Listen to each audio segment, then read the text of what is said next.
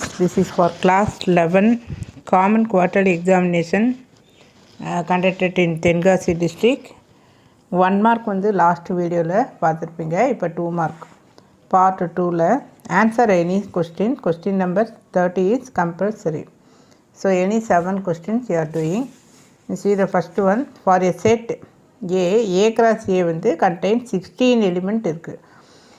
அப்போ அதில் two of the elements 1, 3, 0, 2 find the elements of A அப்படின்னா 16 அப்படிங்கிறப்போ அதுவும் A cross Aங்கிறப்போ A into A only. அப்போ Aயில் கண்டிப்பாக 0, 1, 2, 3 இருந்திருக்கணும்.